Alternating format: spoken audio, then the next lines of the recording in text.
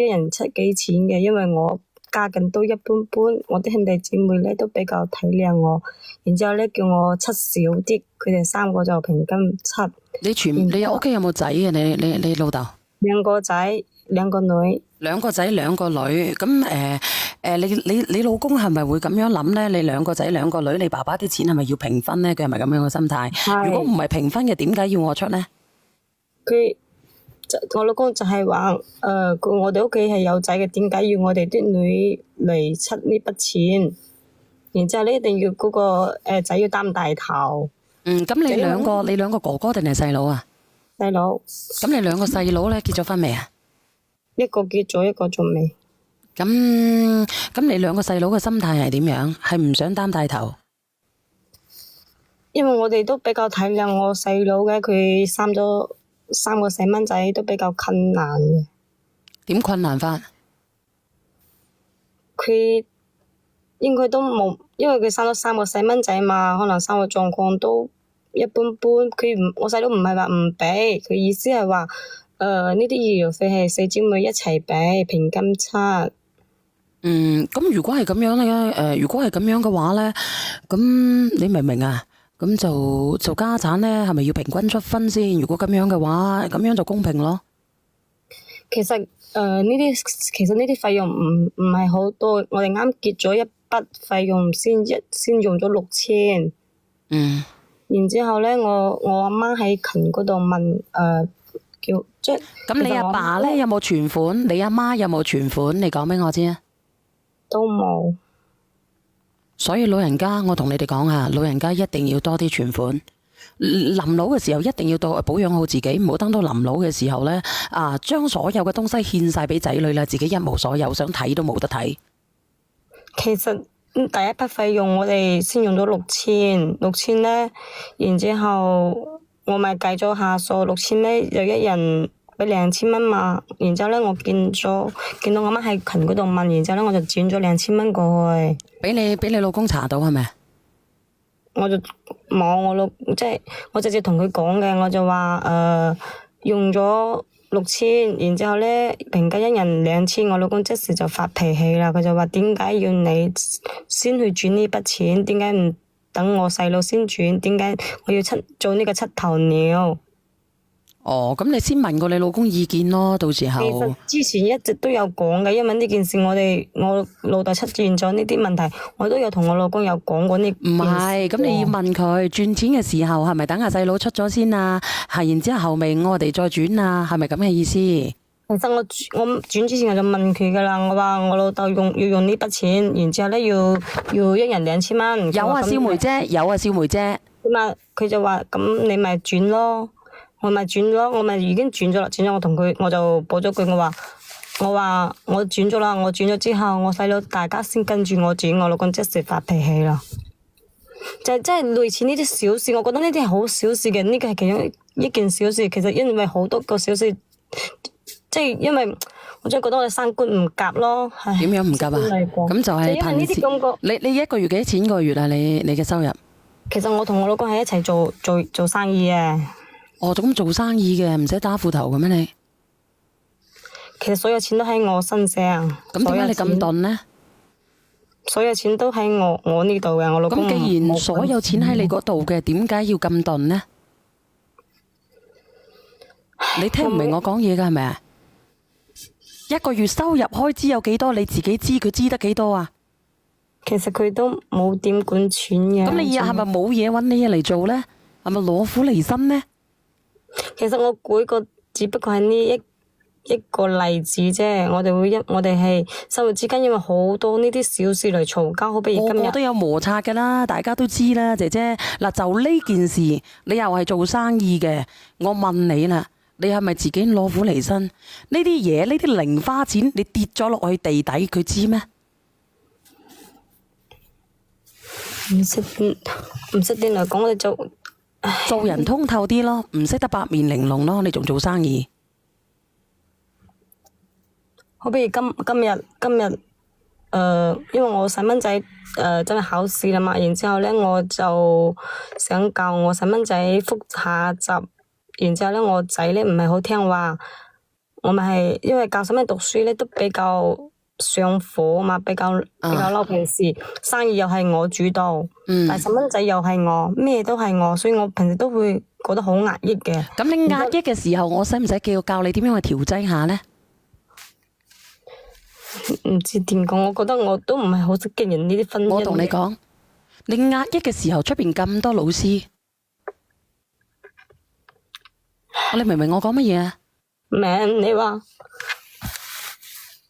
咁你可以適當嘅時候，我壓抑嘅時候，我可以自己輕鬆少少，將呢個重任交俾老師，因為你唔懂，你亦都唔識，你教乜春，你又教乜柒，係咪先？我不如舒服少少。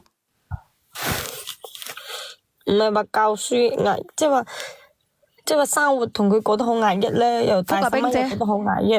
然之後今晚就係因為呢啲教細蚊仔呢啲事，然之後咧我仔唔係好聽話，然之後我就攞衣架敲咗一下佢個手。可能因為之前剪呢筆錢嘅時候，我老公對我已經有氣噶啦。然之後因為我教細蚊仔嘅時候，我攞個衣架輕輕咁敲咗下我仔嘅手，我老公即時就。我老公啲脾氣好暴躁嘅。你咁其實你自己都有問題嘅，你有冇發現啊？我想問你，你個仔幾大？7歲。佢先至7歲係咪？咁你話佢7歲，佢已經有佢自己認知啦。你咁樣去敲佢，佢覺得係唔公平嘅。我憑乜嘢俾你打呢？你係咪咁樣去教育個小朋友嘅呢？嗱，我知道咧教小朋友好艱難噶，你唔懂嘅你可以問老師。但係咧，如果你咁樣嘅你壓抑嘅時候咧，你千祈唔好教住，等你心情緩和下之後先至再教。如果唔係嘅話咧，你老公又暴躁，你又暴躁，咁結果咧呢個小朋友亦都會變成一個好暴躁嘅人，佢就係你一面鏡子。係啊，所以我就係因為呢啲事，我就會比較煩惱咯。我唔知呢段婚姻要唔要繼續。點解唔繼續啊？佢錢俾晒你。唔係因為呢啲咁簡單嘅事，然之後我老公就好暴躁，佢即時就打我啦。咁你可唔可以化解呢？其實，所以啲錢係俾晒我，但係呢，佢啲性格係好暴躁嘅。嗱，我問你，對我哋家暴。你聽我講，嗱，如果佢家暴，佢打得犀唔犀利啊？只要佢，譬如今晚就因為我輕輕敲咗下我仔個手，然之後佢即時就話我點解要。其實佢即係第一次因為仔呢啲事嚟鬧我，因為佢知道我都好錫我2個仔女嘅，可能佢就因為又係一直搵唔到嗰啲7、8點。咁佢咪經常打你啊？偶爾咯，即係大家如果意見。阿梁仔，福福啊，指難啊，梁仔，點解你咁樣嘅？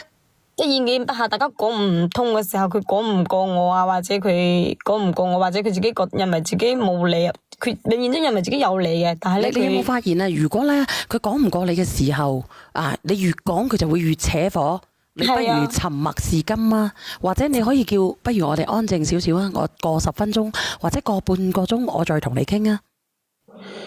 所以有時候我都控制唔到自己啲脾氣嘛，我都會我因為佢明明佢係錯嘅，然之後咧我就一直想講明佢聽。咁你講明佢有咩意義咧？佢會改咩？講唔明，所以佢就會打我咯。所以係啊，因為佢脾氣暴躁，佢個心情會好猛。你越講佢就越猛，你越講佢就越窩火。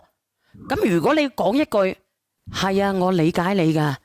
我理解你嘅，不如我哋等下先至傾啊！我知道你而家好暴躁，我知道你而家好難受。嗱，其實我咧係一個好急進嘅人嚟嘅。我平時咧同阿梁仔相處就係咁樣啦。阿梁仔嗱，我有時候咧我就會丟交齊佢啦，係咪？但係佢就會同你講，我理解你嘅。然之後咧，佢等下咧，我就會內疚噶咯，我就會諗辦法去氹翻佢噶咯噃。所以我其實成日喺度諗，我哋兩公婆之間呢啲問題、呢啲矛盾，成日喺細蚊仔面前去嘈。所以你要檢討你自己咯，好似我咁樣，我都無數次檢討我自己。你可以問下梁仔啊，我無數次檢討我自己，所以我好壓抑，所以我好憂鬱，我都對唔住我兩個細蚊仔，成日喺佢面前嘈。咁你點解唔檢討咧？唔改變咧？今日佢打我，當住我仔嘅面打我，嚇得我仔喺度哭，所以我呢個人我真係好心痛。你心痛，但係你而家仲怨恨緊你老公。我咪怨恨佢，因為佢一直打咗。我覺得我俾我知恨係有恨噶啦，因為我覺得我為咗佢嫁咗過嚟呢邊，承受咗好多好多。但係佢為咗你都承受咗好多嘅喎，我相信佢都了解嘅。唔知點講，我覺得佢呢個人咧，就係永遠都認為自己唔啱嘅。你不如咁樣啊，自己係錯嘅你不如咁樣啊自己唔啱嘅。你想佢理解你，你首先要學會理解佢。你知唔知出邊嗰啲2+1咧，點解會咁受歡迎嘅咧？因為佢學會理解你嘅老公，佢學會企喺你老公嘅身，即係佢嘅心態去諗嘢。如果咧你有大婆嘅姿態，有2+1嘅心地咧，我覺得咧呢頭家咧就會經營得天下無敵啦。明唔明啊？遠少少，唔好去同佢咧死撐。但係咧，佢打咗我自己走咗出嚟，2個細蚊仔劈咗俾佢，佢將我全部拉黑晒。咁點解要咁樣呢？你使唔使我幫你打個電話過去啊？因為其實佢長期家暴我。你可唔可以改變呢種方式啊？我唔知點嚟處理。我覺得我真係唔識得經營呢段婚姻。你聽我講，你咧要揾出佢家暴你嘅原因，佢係飲醉啊，硬打你啊，係無理取鬧打你啊，都係但係有原因嘅咧，你要揾開呢個原因，然之後咧我哋解決呢個原因先得噶。我哋每次即係因為呢啲生活嘅瑣事嚟嘈交咯。因為你喋喋不休，佢因為我喋喋不休，因為佢性格急進。對。但你揾咗第二個老公，你一樣會覺得唔好，因為你冇喺你自己身上揾原因。你嫁過又點樣啫？你嫁過嘅未必有第二個男人會俾晒錢㗎喎，你肯定有駁嘴嘅，你肯定有喋喋不休嘅，你肯定有吟吟沉沉嘅。但係咧，我覺得我繼續咁樣堅持落去，我好驚傷害咗我2個細蚊仔，成日喺佢面前。咁你走咗，你又點樣呢？點解你唔改呢？我只係想帶佢哋2個一齊自己生活。你生活又點樣呢？呢頭家咁，你覺得佢對2個小朋友唔好咩？好啊。咁佢又對2個小朋友好，點解你要分開佢哋呢？但係我覺得自己覺得好痛苦，因為點解你覺得痛苦？你點解唔檢討下你自己呢？嗱，我知道咧，我咁樣講嘢咧，你好難受。其實咧，你需要嘅係我嘅安慰。因為佢嘈交嘅時候，佢無論攞咗啲咩都可以攞嚟打我嘅。咁如果你嘈交嘅時候，如果你唔頂嘅，你話俾佢知，你可唔可以唔好咁樣打我？我驚㗎，我會痛㗎。我同你一齊走過咗咁多年，你話佢會唔會打啦？你話咧？老公，你睇下，你打到我隻手都黑晒啦。所以佢打我唔想原諒佢，因為我已經原諒咗佢無數次啦。當佢開始打嘅時候，你會唔會第一時間話我驚？你可唔可以唔好打我？而唔係話你打死我啊！你會選擇邊個？我知但係我覺得我自己都做唔到咁。咁你就有問題啦。我想問下你哋會點樣做啊？當佢呢個人扮到落嚟嘅時候，其實你可以改變嘅，你唔使受呢啲嘢㗎。你係咪可以同佢傾呢？你可唔可以唔好打我？我痛啊，老公。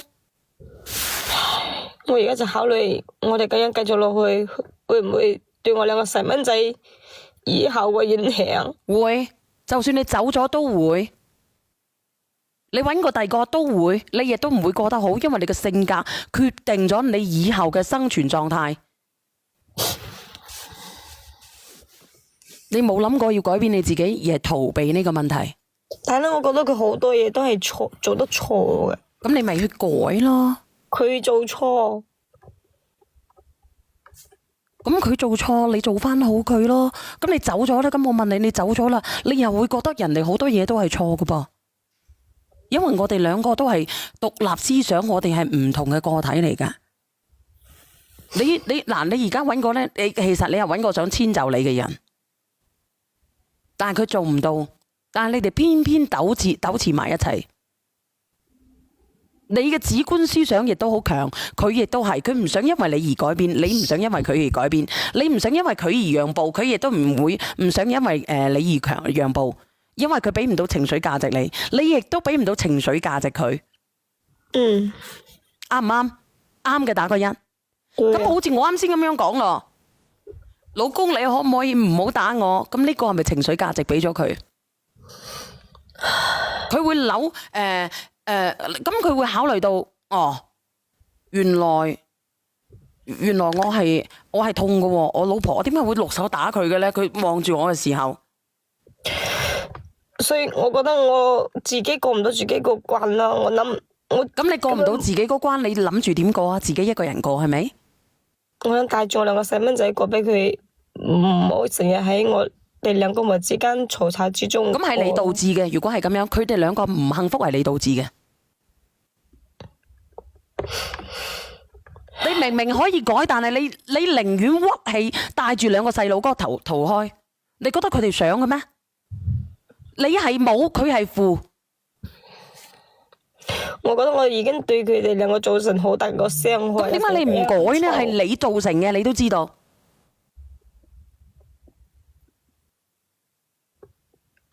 點解你要逃避呢？你覺得帶咗佢出去，佢哋就會幸福咩？你教小朋友嘅時候，你都有係潑佢嘅喎，你鬥氣冇用嘅噃。我過唔到自己個關，我話我嫁我屋企全部反對。叫我嫁佢，叫我唔好嫁佢，但係我依然選擇咗嫁佢。佢之前佢冇嘢做嘅，都係我帶佢一齊做。咁問題係佢有冇改變呢？咁你揾個第二個呢個人會唔會俾晒啲錢你揸？但呢個生意主要都係我冇我，所以你比較強勢。其實我你會比較強勢，比較主觀。你係咪想人哋都聽你？唔係佢要佢聽我係過唔到自己嗰關，一直以來佢點解要打我？諗唔明白佢點解佢要打你呢？明明咁個個唔打，點解佢要打你呢？佢都打啊！打邊個？連佢阿媽同埋家姐都打。咁你而家揾咁多嘅，咁你真係想離開係咪？我係唔識得，我係好矛盾，唔識得點做。要唔要繼續？我亦都唔識得經營呢段婚姻，我有驚。咁你咪要俾時間咯？人哋都已經講咗啦，俾時間你去改變，去經營呢段婚姻。你可以嘗試下我啱先呢啲方法。如果呢個人係好兇殘嘅，你亦都唔會咁耐同佢喺埋一齊，係咪？你都已經報咗案㗎啦。係啊，我報咗警㗎。你幾時報㗎？係今次定係以前？今次。你有幾傷啊？你有冇去驗傷啊？佢攞把掃把，成個掃把打喺我頭度，然之後攞啲凳咧，全部劈喺我身度。我點解報警咧？因為佢嚇到我兩個細蚊仔牙喺度哭。咁我問你，嗱，佢係唔啱嘅，因為佢家暴首先。但我又問你，你當時有冇講一啲好刺激嘅話，刺激到佢？其實當時佢就同我講點解要打細蚊仔，我就話佢問我點解要打佢個仔，我就話我只不過係叫佢寫作業。你有冇講啲好過分嘅嘢？冇，就一直喺呢度糾結。我就話我個仔我一定要教啊，佢做錯我一定要會打。你不如咁樣啊，連埋你老公上嚟啊，你願唔願意啊？佢已經將我所有嘢拉黑啦。或者聽日啦，聽日可以約你嘅先生上嚟，或者而家我可以幫你打下電話過去。佢拉黑咗我所有聯繫方式。佢點解會拉黑你呢？打咗之後佢仲會拉黑你呢？因為佢每一次嘈交咧，佢都會將我所有聯繫方式都拉黑嘅，每一次都會咁樣。咁點解呢？咁後尾呢？後尾結果係你主動定係點樣呢？每次都係要我主動，因為我離唔開我兩個細蚊仔，每次都係我主動。嗱，我同你講啊。如果你話你要走嘅，首先你要財產分割啦，同埋咧你兩個小朋友有幾大，肯定會每人一個嘅。佢話佢之前我哋因為嘈交，我哋因為成日嘈交，佢都有同我講過呢啲事嘅。佢話如果要離婚咧，你要兩個細蚊仔，你咪帶走咯。佢話你要咪帶走咯。咁你點樣咧？咁佢都咁講啦。佢每次都話你要咪帶走咯。咁我問你，佢而家都咁講咯。所以我好迷茫啊，我唔知要唔要繼續呢段婚姻啊。嗱，我唔識得經營呢段婚姻。唔識得經營嘅，而家咪講咗俾你咯。首先你要俾到情緒價值呢個男人。但係咧，如果我咁樣翻去，咁佢咪覺得我很容易難料。所以我叫你一開始咧唔好打爛呢個牌，要沉住氣，因為你冇底氣。你嫁咗邊度啊？你好遠嘅係咪？你外家？遠嫁過嚟，對。啊？我遠嫁嘅。遠嫁？你外省嫁過嚟嘅係咪？唔係，都係廣東嫁廣東。遠嫁女呢係好苦好難嘅，因為呢去到一個人生路不熟嘅地方，從乜嘢都要重新開始過。我喺佢屋，我嫁咗過嚟10年啦，我冇咩朋友嘅。所以咪話咯。之後咧，我之前我同我老公嘈交，我老公第一時間無論幾點3更半夜都會打電話翻去俾我阿爸我阿媽，所以我好憎佢咁樣。點解每一次要驚動屋企人？然之後咧，搞到我爸我媽3更半夜接到佢嘅電話都會驚嘅，所以你不如咁樣啊，不如咁樣啊。其實你老公自己本身又有問題，你自己都有問題。你呢，你首先要去做嘅就係將自己嘅經濟強大起嚟先啦。你而家有冇咁嘅底氣啊？如果你帶住2個小朋友走嘅，你有冇啊？所有個財產都喺我呢度嘅。你有幾多啊？我老公冇錢嘅。你有幾多啊？20萬咯。你覺得20萬你走得甩咩？你啊，帶住2個小朋友有冇屋噶？係佢嘅屋，我冇屋嘅。咁咪就係咯。你不如咧，你不如唔好走住啦。你每個月嘅收入有幾多啊？2-3萬咯。咁2-3萬，如果你走咗嘅，你冇都冇條噶咯喎，重新開始過。係啊。你不如用住呢個勞工，輸多啲情感價值，去令到呢個男人心甘情願為你賣命好過啦。俾多一啲時間佢。與其你話我冇面嘅，我話俾你知，面有幾重要啫。你有錢嘅，你遲啲你就知道啦。但係佢成日都講我屋企人壞話嘅。你咪由得佢咯，因為你選擇咗佢啊嘛，你當咗蠢啊嘛。面唔錯，你知唔知笑貧唔笑乜嘢啊？知噶係咪？你2-3萬蚊收入，你同呢啲人漚起漚乜嘢氣啊？我花啲與其我同佢嘈嘅，咁細佬哥教得唔好嘅，我請乜嘢啊？我請老師。我老豆老母病咗嘅，我使鬼講佢唔願意嘅。我首先我問過佢，佢唔得嘅。我識唔識得流水啊？2-3萬蚊收入，2000蚊唔係好多，我唔識得 at 過去嘅。我使乜俾佢知啊？呢啲小錢啱唔啱啊？幾多人有2-3萬蚊收入啊？一個月，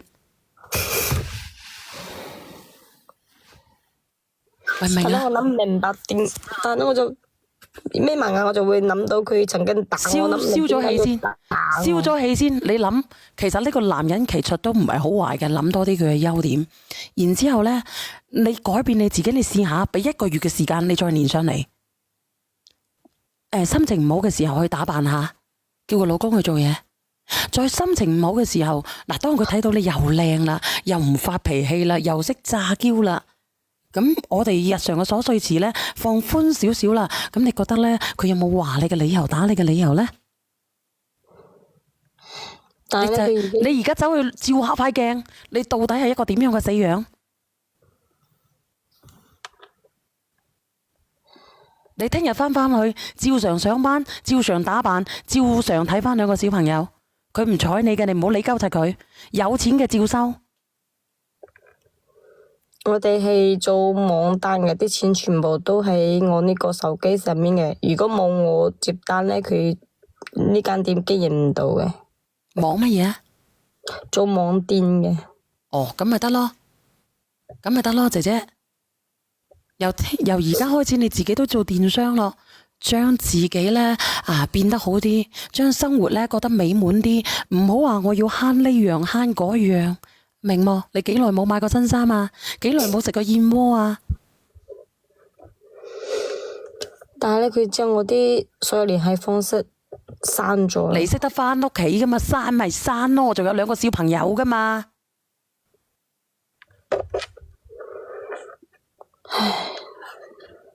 明唔明啊？我覺得好迷茫啊！呢段婚姻。你唔好迷茫啊，因為你有2個小朋友噶。係啊，我女性得3歲咋。咁咪就係咯。適當嘅示弱呢，其實未必係一件壞事嚟嘅，特別係有幾萬蚊1個月，唔好呢同呢啲嘢嚟鬥氣。你呢要學識呢宮心計入邊嘅乜非物非啊，明唔明啊？我而家最，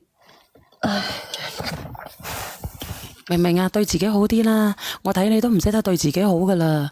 連老豆老母嗰邊都為你擔心，你睇下，如果我嘅我就唔使講俾佢知啦，我俾200蚊啊，咪2000蚊，大佬唔係2萬蚊啊，我流出嚟都流咗啦，使鳩柒講俾佢知咩？係啊，我好憎佢呢點就係因為我全家人都為我擔心啊。咁你點解要令到佢擔心呢？點解係我老公每一次都會同佢哋投訴啊，每次嘈交第一時間就打電話俾我爸我媽評理。呢個男人呢，其實都令人哋好窩火嘅。其實講真嘅，我都話有咩事兩公婆嘈咗咪算咯，你點解一定要驚動父母呢？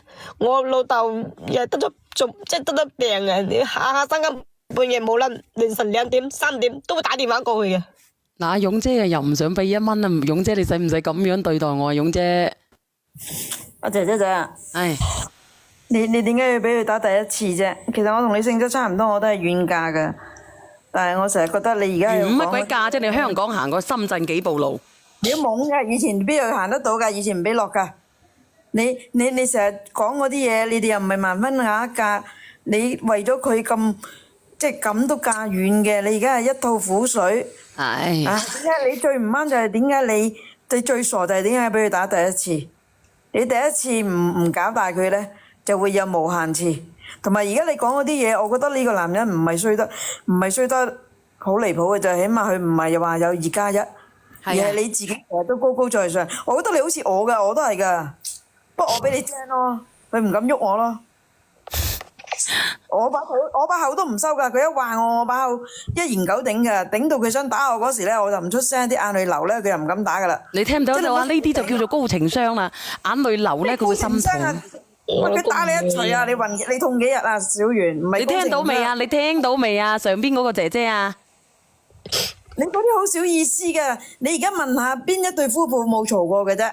你肯定個口就好似我咁，你口才好過佢，佢頂唔到你，佢就煩你，煩完你就喊，然之後佢又要揾佢又，你肯定就好難氹嘅。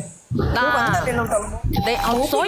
所以咪話咯，好似佢打你嘅時候，人哋阿勇姐都係啦，人哋幾廿歲都識得啦，啲眼淚都已經係飆晒出嚟啦，人哋都唔打。嘈交時已經有流眼淚噶啦，但係咧佢唔會心軟嘅。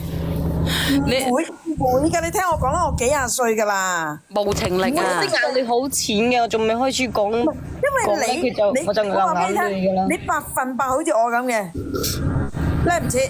佢話你一樣，你肯定頂，即係好似話佢話你做乜打個仔，咁你就應佢。佢唔聽我就要打㗎啦。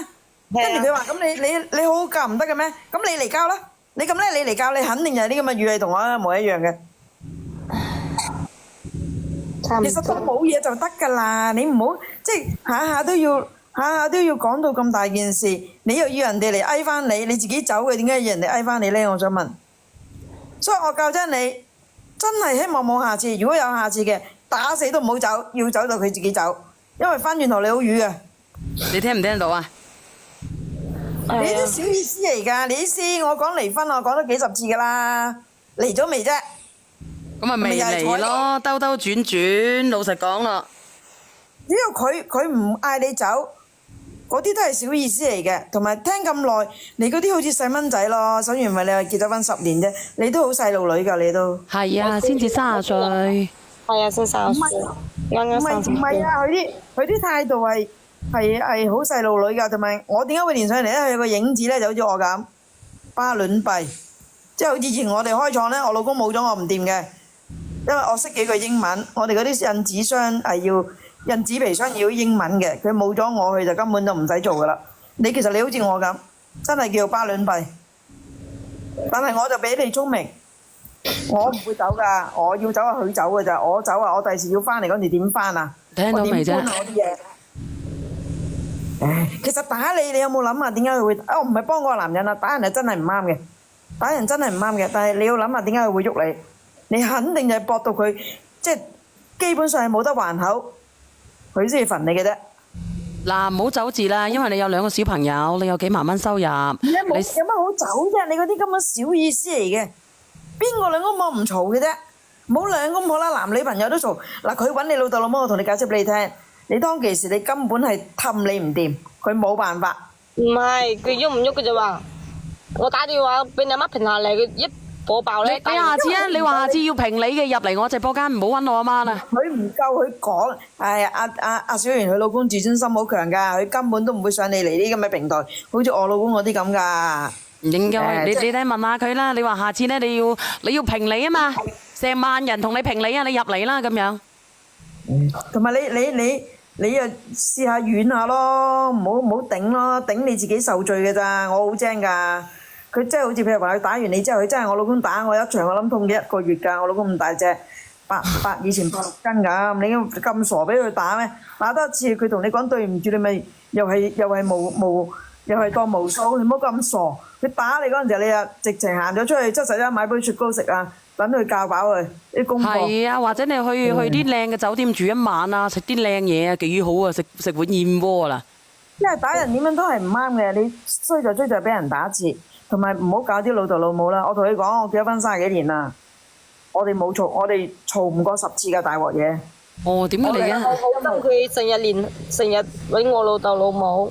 走嚟啦！你自己係鬼死咁難氹，你而家個直播間講成個鐘頭，我都覺得你好似我咁嘅，即係唔認衰嘅。你一味話晒佢衰，佢唔中意你點會娶你咧，懵婆？係啊，你仲要睇下咧，你自己你有冇發現佢嘅優點？你多啲發現佢嘅優點開始啊！你自己改下你自己先，話俾你聽，你老公可能都唔差嘅，你遠嫁佢肯定有一樣嘢吸引你嘅，一係就高大靚仔，如果唔係女人傻嘅咩？又唔係嫁唔切。點會嫁到生卡啫？係我初戀嚟㗎，我讀書嘅時候咧，同佢。乜戀都好啦，初乜鬼嘢戀啫？其實你咩戀都冇嘢，你而家就係冇嘢咁，你聽日翻去當冇件事咁帶翻2個仔女，帶翻2個僆仔，佢冇嘢㗎，你信我啦。係啊，你先至30歲咋？除非你係佢係有2奶，就邊個都冇得講。